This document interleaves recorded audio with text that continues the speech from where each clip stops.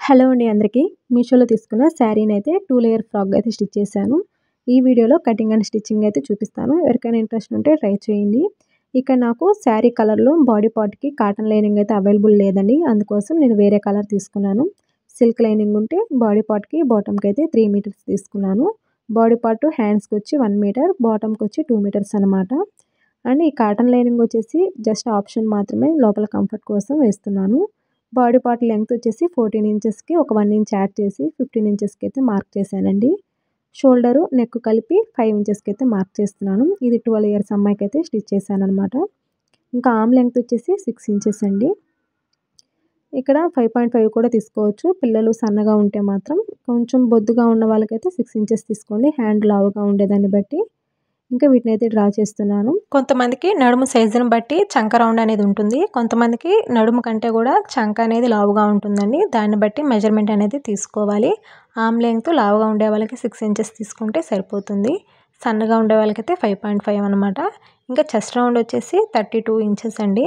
నేను body measurement తీసుకున్నాను, అందుకోసం ఎక్స్ట్రా పెట్టుకుంటున్నాను. అంటే 32 అంటే 4 పార్ట్స్‌గా డివైడ్ చేస్తే 8 వస్తుంది. 8కి ఇంకొక హాఫ్ కలిపి 8.5 తీసుకున్నాను చెస్ట్ రౌండ్. అండ్ మార్జిన్ వచ్చేసి 1.5 తీసుకున్నాను. చూడండి, neck shoulder 5 inches, arm length 6 inches, ఇంకా చెస్ట్ రౌండ్ వచ్చి 8.5 ఇంచెస్, ఒక 1.5 ఇంచు ఎక్స్ట్రా మార్జిన్. ఈ విధంగా మార్క్ చేసుకున్నాక ఇంకా ఆర్మ్ హోల్ వచ్చేసి 1.5 ఇంచ్కి అయితే మార్క్ చేసి చంక రౌండ్ అయితే డ్రా చేసుకోవాలండి. ఇంకా నెక్ షోల్డర్ వచ్చి 5 ఇంచెస్ తీసుకున్నాం కదా, 2 ఇంచెస్ వచ్చి నెక్కి, 3 ఇంచెస్ వచ్చి షోల్డర్కి అయితే తీసుకున్నాను. కొంచెం లావుగా ఉండే వాళ్ళకైతే 2.5 ఇంచెస్కి నెక్ డ్రా చేసుకోవాలి, 3 ఇంచెస్కి వచ్చి షోల్డర్ డ్రా చేసుకోవాలి. అలాగే కింద వచ్చేసి నడుము దగ్గర ఒక క్రాస్కి అయితే మార్క్ చేస్తున్నాను, ఫిట్టింగ్ బాగుంటుంది. నెక్ డీప్ చెప్పలేదు కదా, 5 ఇంచెస్కి అయితే నేను డ్రా చేసుకున్నాను. మీరు ఇంకా కావాలంటే 5.5, 6 ఇంచెస్ వరకు కూడా డ్రా చేసుకోవచ్చు. ఇంక ఇక్కడ నేను చిన్న రౌండ్ షేప్ అయితే ఇస్తున్నానండి. నెక్ కట్ చేసేటప్పుడు పూర్తిగా షోల్డర్ వరకు కట్ చేయకుండా ఒక హాఫ్ ఇంచ్ గ్యాప్ ఉండేటట్టు కట్ చేయండి. స్టిచ్ చేసేటప్పుడు షోల్డర్స్ అనేవి సాగిపోకుండా ఈజీగా ఉంటుంది. బిగినర్స్ ఎవరంటే ఉంటే స్టిచ్ చేయడానికి అయితే ఈ టిప్ ఫాలో అవ్వండి. అలాగే ఫ్రంట్ పార్ట్లో చంక దగ్గర ఒక హాఫ్ ఇంచ్ కిందకి మార్క్ చేసుకొని కట్ చేసుకోవాలండి. ముందు వచ్చేసి ముడత రాకుండా ఉంటుంది. ఇంకా నేను బ్లౌజ్ పీస్ అయితే తీసుకున్నాను. శారీలో వచ్చిన బ్లౌజ్ పీస్ అండి ఇది. వర్క్ పార్ట్ హ్యాండ్స్కి వచ్చిందనమాట, దాన్ని నేను ఫ్రంట్ అయితే వేస్తున్నాను. అలాగే కింద కట్ వర్క్ ఉంది కదా, అది ఫ్రిల్స్ లోపలికి వెళ్ళిపోకుండా నడుము దగ్గర కనిపించే విధంగా కిందకి ఒక 1 ఇంచ్ మార్క్ చేసుకొని అక్కడికైతే కట్ చేస్తున్నానండి. ఇంకా నేను బ్లౌజ్ పార్ట్లోనే షార్ట్ హ్యాండ్స్ కానీ అయితే నాకు బ్లౌజ్ పార్ట్లోనే సరిపోతుంది. నేను ఫుల్ లెంగ్త్ హ్యాండ్స్ అయితే పెట్టాలనుకుంటున్నాను కాబట్టి శారీలో క్లాత్ అయితే కట్ చేసుకుంటాను. ఇంకా బ్లౌజ్ పీస్లో మాత్రం జస్ట్ బాడీ పార్ట్స్ మాత్రమే కట్ చేసుకుంటున్నాను. ఇంకా అలాగే శారీ కలర్లో సిల్క్ లైనింగ్ తీసుకున్నా కదా, దాన్ని అయితే వేస్తున్నానండి. ఇలా ఫస్ట్ సిల్క్ లైనింగ్ పెట్టి, తర్వాత ఒరిజినల్ క్లాత్ పెట్టి, తర్వాత కాటన్ లైనింగ్ పెట్టామంటే ఇంకా కాటన్ లైనింగ్ నెక్ చుట్టూరు స్టిచ్ చేసుకొని రివర్స్ చేసుకుంటే మనకి కాటన్ లైనింగ్ అనేది బాడీ లోపల బాడీకి వచ్చేస్తుంది. పైకి శారీ కలర్లో లైనింగ్ అయితే కనిపిస్తుంది. ఇలా ట్రై చేయొచ్చు అనమాట. ఇంకా బాటమ్ అయితే కట్ చేసుకోవాలి. ఈ బాటమ్ కట్ చేసుకునేటప్పుడు నాకు హ్యాండ్స్ కోసం ఒక హాఫ్ మీటర్ అయితే కట్ చేసి పెట్టుకున్నానండి. మిగిలిన శారీని అయితే నార్మల్గా ఫోల్డింగ్ ఎలా అయితే చేస్తామో అదే విధంగా ఫోల్డింగ్ అయితే చేసుకోవాలి. బాటమ్ ఎంత లెంగ్త్ కావాలో ముందుగా మార్క్ చేసుకోవాలండి. ఫ్లోర్ లెంగ్త్ తీసుకుంటారా, షార్ట్గా తీసుకుంటారా అనేది. నేనైతే షార్ట్గానే తీసుకుంటున్నాను. నాకు 30 ఇంచెస్ లెంగ్త్ కావాలండి బాటమ్కి. 20 ఇంచెస్ వచ్చేసి ఫస్ట్ లేయర్కి, 10 ఇంచెస్ వచ్చేసి సెకండ్ లేయర్కి అయితే మార్క్ చేసుకుంటున్నాను. నాకు టోటల్ శారీ లెంగ్త్ వచ్చేసి 43 ఇంచెస్ ఉందండి. ఇక్కడ మనకి ఎక్స్ట్రా కావాలి కదా, నడుము దగ్గర ఫ్రిల్స్ పెట్టేటప్పుడు ఖర్చు కావాలి, 2 లేయర్స్ కలిపి స్టిచ్ చేసేటప్పుడు ఖర్చు కావాలి, అలాగే లాస్ట్లో పీకో చేసుకోవడానికైనా, డబుల్ ఫోల్డింగ్ చేసుకొని స్టిచ్ చేసుకోవడానికైనా ఎక్స్ట్రా కావాలి, అంటే 3 ఇంచెస్ ఎక్స్ట్రా కావాలి. కాబట్టి నేను ఫుల్ శారీని అయితే 2 పార్ట్స్గా డివైడ్ చేశానండి. ఈ 2 పార్ట్స్లో ఒక 1 పార్ట్ అయితే సైడ్కి పెట్టాను, ఇంకొక పార్ట్ను వచ్చేసి 2 పార్ట్స్గా మళ్ళీ కట్ చేస్తున్నాను. అంటే సెకండ్ లేయర్కి 10 ఇంచెస్ పార్ట్ కావాలి కదా, అందుకోసం. ఇది వచ్చేసి 22 ఇంచెస్ ఉంది. దీని అయితే నేను 10 ఇంచెస్ 10 ఇంచెస్గా డివైడ్ చేస్తాను. అంటే బ్యాక్ సైడ్కి ఒకటి, ఫ్రంట్ సైడ్కి ఒకటి అనమాట. సేమ్ అండి, సేమ్ ప్రాసెస్లో కట్ చేసుకోండి మీరు కూడా. ఇలా చెక్ చేసుకోవాలి. ఇలా సమానంగా పెట్టుకుని మిడిల్లోకి అయితే క్లాత్ని కట్ చేసుకోవాలి. ఫస్ట్ లేయర్ కంటే సెకండ్ లేయర్ క్లాత్ మనకి ఎక్కువగా కావాలి, అంటే ఫ్రిల్స్ పెట్టుకోవాలి కాబట్టి ఫస్ట్ లేయర్కి సెకండ్ లేయర్ ఫ్రిల్స్ పెట్టి స్టిచ్ చేసుకోవాలి కాబట్టి మీరు ఇలా కట్ చేసుకోవాలి. ఇలా కట్ చేసుకుంటే మీకు లెంగ్త్ ఎక్కువ వస్తుందన్నమాట క్లాత్. ఈ విధంగా 2 పార్ట్స్గా ఈ సెకండ్ లేయర్ని కట్ చేసుకున్న తర్వాత చూడండి లెంగ్త్ ఎంత ఎక్కువగా వస్తుందో. ఇంత లెంగ్త్ రావడం వల్ల మనకి ఫ్రిల్స్ పెట్టుకోవడానికి ఎక్కువగా వస్తుందన్నమాట క్లాత్. చూడండి ఎంత లెంగ్త్గా ఉందో. మొత్తం శారీని పెట్టేసాం కాబట్టి ఇక్కడ లెంగ్త్ ఎక్కువ వస్తుంది. ఇలా ఈ 2 పార్ట్స్ని కట్ చేసుకొని పక్కన పెట్టుకోవాలి. ఇంకా ఫస్ట్ పార్ట్ ఉంది కదా, దీన్ని అయితే మనం కట్ చేసుకోవాలండి. ఈ ఫస్ట్ పార్ట్ని ఫస్ట్ అయితే ఫోల్డింగ్ అంతా ఓపెన్ చేసేయాలి. ఇలా ఓపెన్ చేశాక మళ్ళీ ఇంకొక ఫోల్డింగ్ అయితే చేసుకోవాలి. చూడండి వీడియోలో నేను ఎలా అయితే చూపిస్తున్నానో అదే ప్రాసెస్లో ఫోల్డింగ్ అయితే చేసుకొని మిడిల్లోకి అయితే కట్ చేసుకోవాలి. మామూలుగా ఫ్రాక్కి ఫ్రంట్కి ఒకటి బ్యాక్ ఒకటి ఎలా అయితే కట్ చేసుకుంటామో అదే మెథడ్లో ఈ ఫస్ట్ లేయర్ని అయితే కట్ చేసుకోవాలండి. అప్పుడు క్లాత్ అనేది తగ్గుతుందన్నమాట సెకండ్ లేయర్ కంటే కూడా. చూడండి ఇలా ఒక ఫోల్డింగ్ చేసి మిడిల్లోకి అయితే కట్ చేసుకోవాలి. ఇప్పుడు ఇది 2 పార్ట్స్ అయింది. సెకండ్ లేయర్ వచ్చి 2 పార్ట్స్ అయింది. అంటే సెకండ్ పార్ట్ అనేది డబల్ క్వాంటిటీలో ఉందన్నమాట క్లాత్ మనకి. కాబట్టి ఫ్రిల్స్ అనేవి దగ్గరగా పెట్టుకోవచ్చు. మీకు క్లాత్ తక్కువ ఉందంటే కొంచెం తక్కువ పెట్టుకోవచ్చు. ఇలా ఈ బాటమ్ వచ్చేసి కట్ చేసుకున్నాక ఇంకా హ్యాండ్స్ అయితే కట్ చేసుకోవాలి. ఇంకా హ్యాండ్ వచ్చేసి నార్మల్గా ఎల్బో హ్యాండ్స్ ఎలా అయితే కట్ చేసుకుంటామో అదే ప్రాసెస్లో కట్ చేసుకుంటాము. హ్యాండ్ లెంగ్త్ వచ్చేసి 16 ఇంచెస్కి అయితే మార్క్ చేశాను. ఇక్కడ హ్యాండ్లో మార్పు ఏంటంటే జస్ట్ కింద మాత్రమే ఫ్రిల్స్ వస్తాయి, పైన షోల్డర్ దగ్గర ఫ్రిల్స్ రావన్నమాట. మీకు స్టిచ్ చేసేటప్పుడు అర్థమవుతుంది. ఇంకా నార్మల్గా హ్యాండ్ ఏదైనా అయితే డ్రా చేసుకొని కట్ చేసుకుంటామో అదే మెథడ్లో హ్యాండ్ అయితే కట్ చేస్తున్నాను. ఇక్కడ హ్యాండ్కి లైనింగ్ వేసుకోవడం వేసుకోపోవడం మన చాయిస్ మీద ఉంటుంది. ఇంకా బాటమ్ 2 మీటర్స్ లైనింగ్ మిడిల్లోకి అయితే కట్ చేస్తున్నాను. ఫ్రంట్ ఒకటి బ్యాక్ ఒకటి. ఇంకా లెంగ్త్ వచ్చేసి ఏమీ కట్ చేయట్లేదు. 33 ఇంచెస్ వచ్చింది లెంగ్త్. ఆ 3 ఇంచెస్ నేను ఇంకొక 1 ఇంచ్ ఎక్స్ట్రా కలుపుకొని 4 ఇంచెస్ వరకు ఫోల్డింగ్ చేసి స్టిచ్ చేస్తాను అనమాట కింద. ఇంకా ఒరిజినల్ ఫ్రాక్ కంటే కూడా లైనింగ్ అనేది తక్కువ అయిపోతుంది.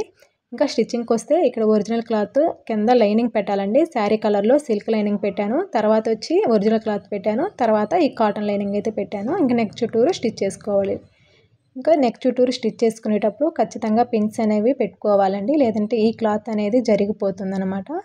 అలవాటు ఉన్న వాళ్ళకైతే ఇబ్బంది ఉండదు, కానీ జరిగిపోకుండా స్టిచ్ చేసుకోవాలంటే కంపల్సరీ పిన్స్ అనేవి రౌండ్గా పెట్టేసుకుంటే మంచిది. ఇంకా ఇలా నెక్ చుట్టూరు స్టిచ్ చేసుకున్నాక ఇంకా ఈ మిడిల్లో క్లాత్ అయితే కట్ చేసుకోవాలి. చిన్నగా కట్ చేయండి. ఇలా కట్ చేసుకున్నాక చిన్న టక్స్ ఇచ్చి ఈ ఆరెంజ్ కలర్ లైనింగ్ కాటన్ లైనింగ్ని రివర్స్ చేసుకోవాలి. అప్పుడు మనకి వర్క్ అనేది పైకి వస్తుంది.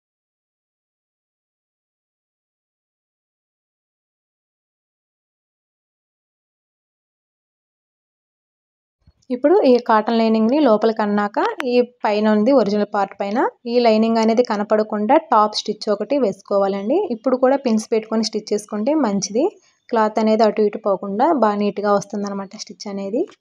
ఇంక ఇలా నెక్ చుట్టూరు స్టిచ్ చేసుకున్నాక ఇంకా ఒరిజినల్ క్లాత్ని ఈ లైనింగ్ని కలిపి టోటల్గా స్టిచ్ చేసుకోవాలి. ఫస్ట్ నేను ఈ కట్ వర్క్ ఉంది కదా, ఇక్కడ స్టిచ్ చేస్తున్నానండి. అంచున వేయకుండా కొంచెం గ్యాప్ ఇచ్చి వేస్తున్నాను. అంటే మా నడుము ఫ్రిల్స్ పెట్టినప్పుడు బాటమ్ అటాచ్ చేసినప్పుడు ఈ కట్ వర్క్ అనేది పైకి కనిపించడం కోసం నేను కొంచెం గ్యాప్ ఉండేటట్టుగా స్టిచ్ చేసుకుంటున్నాను. ఈ విధంగా లైనింగ్ని ఒరిజినల్ కలిపి స్టిచ్ చేసుకున్నాక as it is back side కూడా సేమ్ ప్రాసెస్లో స్టిచ్ చేసుకోవాలి.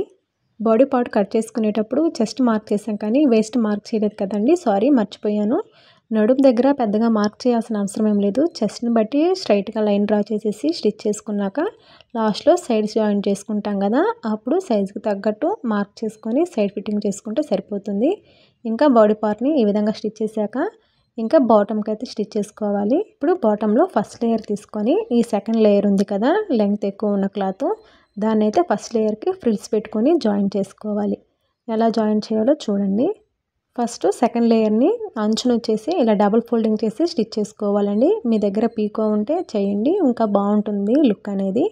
ఇంకా ఈ విధంగా డబుల్ ఫోల్డింగ్ చేసి లాస్ట్ వరకు క్లాత్ని అయితే స్టిచ్ చేసుకుంటూ వెళ్ళాలి. ఈ విధంగా అంచున స్టిచ్ చేసుకున్నాక ఇంకా ఫస్ట్ లేయర్కి అయితే జాయిన్ చేసుకోవాలి. ఇప్పుడు ఇది ఫస్ట్ లేయర్ని ఒరిజినల్ సైడ్ పైకి పెట్టాలండి.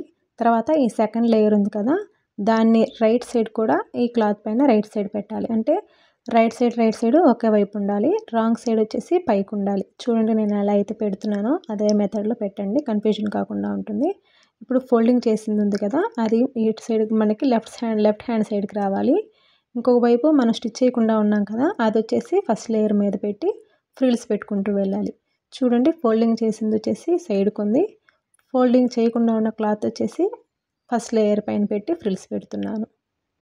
మీరు మీ దగ్గర ఉన్నటువంటి క్లాత్ను బట్టి ఫ్రిల్స్ అనేవి పెట్టుకోవాలండి.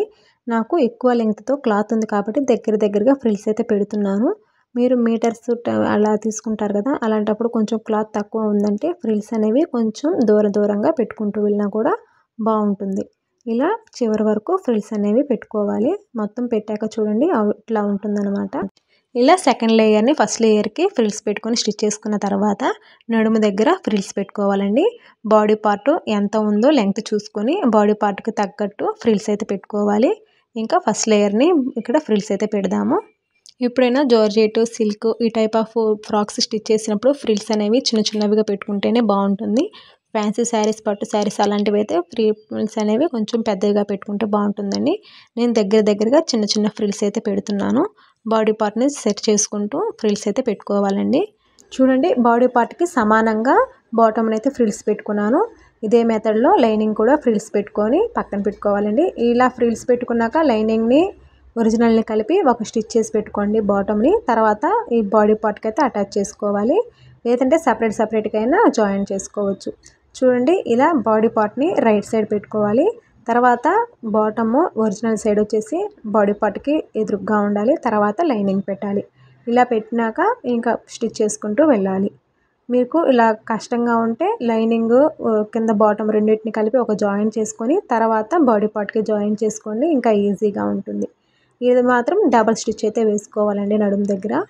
ఈ విధంగా బాడీ పార్ట్ని బాటమ్ని కలిపి జాయిన్ చేసుకోవాలి. ఇంకా ఇదే మెథడ్లో బ్యాక్ సైడ్ కూడా జాయిన్ చేసి పెట్టుకోండి. నేను ఒక సైడ్ మాత్రమే చూపిస్తున్నాను, వీడియో లెంగ్త్ ఎక్కువైపోతుంది. ఇలా చివరి వరకు స్టిచ్ చేసుకున్న తర్వాత చూడండి ఇట్లా ఉంటుందన్నమాట డ్రెస్ అవుట్ లుక్ అనేది. ఇలా ఫ్రంట్ సైడ్ స్టిచ్ చేసుకున్నాను. ఇదే మెథడ్లో బ్యాక్ సైడ్ కూడా స్టిచ్ చేశాను. చూడండి ఇక్కడ ఫ్రంట్ డాట్స్ అనేవి వేయలేదండి, వర్క్ వచ్చింది కాబట్టి. ఇంకా బ్యాక్ సైడ్ కొంచెం అంత డాట్స్ అయితే స్టిచ్ చేశాను. లేదంటే పెద్ద అవసరం ఏం లేదు, డాట్స్ వల్ల పెద్ద యూజ్ ఏమి ఉండదని నేను అనుకుంటాను. ఇంకా ఇలా రెండింటిని జాయిన్ చేసుకోవాలండి ఇంకా షోల్డర్స్ దగ్గర. అలాగే నడుము దగ్గర టై కట్టుకోవడం కోసం నేను నాడా అయితే స్టిచ్ చేసి పెట్టుకున్నాను. కొంచెం లూజ్ అయినా కూడా ఫిట్టింగ్ దీంతో వేసుకోవచ్చు అనమాట. ఇంకా షోల్డర్స్ రెండింటిని జాయిన్ చేశాక ఇంకా హ్యాండ్స్ అయితే జాయిన్ చేసుకోవాలి. ఇంకా నేను కాటన్ లైనింగ్ జస్ట్ బాడీ పార్ట్కి మాత్రమే వేసాను. హ్యాండ్స్కి వచ్చేసి నార్మల్గా సిల్క్ లైనింగే వేసేసాను. ఇంకా హ్యాండ్ వచ్చేసి లైనింగ్ని ఒరిజినల్ని కలిపి స్టిచ్ చేసుకుంటున్నానండి. ఫ్రిల్స్ పెడుతున్నా చూడండి. ఇది హ్యాండ్కి కింద భాగం దగ్గర ఒక 4-5 ఫ్రిల్స్ వచ్చే విధంగా స్టిచ్ చేస్తున్నాను. ఇలా పెట్టి ఇంకా మొత్తం సైడ్ జాయింట్ అయితే లైనింగ్ని ఒరిజినల్ కలిపి స్టిచ్ చేసుకోవాలి. పెద్ద మోడల్ ఏం కాదు, నా జస్ట్ సింపుల్ మోడల్ అనమాట. మీరు ఈ మోడల్ కాకపోయినా రఫుల్ హ్యాండ్స్, పఫ్ హ్యాండ్స్ ఇలా మోడల్స్ పెట్టుకున్నా కూడా బాగుంటుంది. నాకు ఈ టైప్ ఆఫ్ హ్యాండ్స్ నచ్చి నేనైతే ఇలా పెట్టాను. మీకు ఇలా నచ్చితే ఇలానే ట్రై చేయండి. ఇంకా ఇలా 4-5 ఫ్రిల్స్ పెట్టాక మిడిల్లో ఇంక మొత్తం జాయిన్ చేసుకుంటూ వెళ్ళాలి హ్యాండ్ని.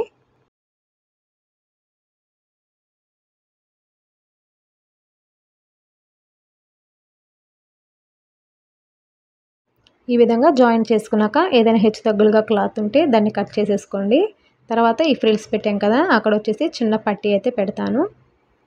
ఇందుకోసం 2 ఇంచెస్ క్లాత్ని అయితే తీసుకోవాలి. దీన్ని రాంగ్ సైడ్ వైపు పెట్టుకోవాలండి. రాంగ్ సైడ్ వైపున ఇలా ఒక ఫోల్డింగ్ చేసి స్టిచ్ చేసుకుంటూ వెళ్ళాలి. తర్వాత ఒరిజినల్ సైడ్కి తిప్పుకొని ఒక మనకి ఎంత పట్టీ కావాలో దాన్ని బట్టి స్టిచ్ చేసుకుంటే సరిపోతుంది. చూడండి ఇప్పుడు రైట్ సైడ్ వైపుకి అయితే ఫోల్డింగ్ చేసుకోవాలి.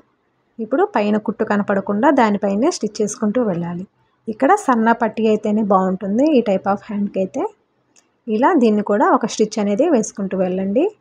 ఇంతేనండి, హ్యాండ్ అయితే రెడీ అయిపోయింది. స్టిచ్ చేశాక హ్యాండ్ వైజ్ వచ్చేసి ఇలా ఉంటుంది. ఇంకా ఈ హ్యాండ్ని ఇంకా ఫ్రాక్ వచ్చేసి జాయిన్ చేసుకోవాలి. హ్యాండ్ జాయిన్ చేసేటప్పుడు డ్రెస్కి షోల్డర్స్ దగ్గర నుంచి మాత్రమే జాయిన్ చేసుకోండి, హెచ్చు తగ్గులు లేకుండా ఉంటుంది. ఇంకా సైడ్ జాయిన్ చేసేటప్పుడు హ్యాండ్స్ దగ్గర నుంచి నడుము వరకు మార్క్ చేసుకోవాలండి, ఫిట్టింగ్ మార్కింగ్. ఆ మార్కింగ్ చేసుకుని అక్కడి నుంచి స్టిచ్ చేసుకుంటూ వెళ్ళాలి. నడుము దగ్గర నుంచి మాత్రం ఒక 4-5 ఇంచెస్ కలిపి స్టిచ్ చేసుకోవాలి. తర్వాత ఏ లేయర్ కా లేయర్ అంటే లైనింగ్కి సపరేట్గా ఒరిజినల్స్కి సపరేట్గా స్టిచ్ చేసుకోవాలి, లేదంటే కలిపైనా స్టిచ్ చేసుకోవచ్చు. ఇంకా టోటల్గా స్టిచ్ చేశాక డ్రెస్ అవుట్లుక్ అయితే ఇదేనండి. సింపుల్గా ఈజీగా స్టిచ్ చేసుకోవచ్చు. ఏమైనా అర్థం కాకుంటే కామెంట్ చేయండి, చెప్పడానికి ట్రై చేస్తాను. వీడియో నచ్చినట్లయితే లైక్ చేయండి. మరిన్ని వీడియోస్ కోసం సబ్స్క్రైబ్ చేయండి. Thanks for watching.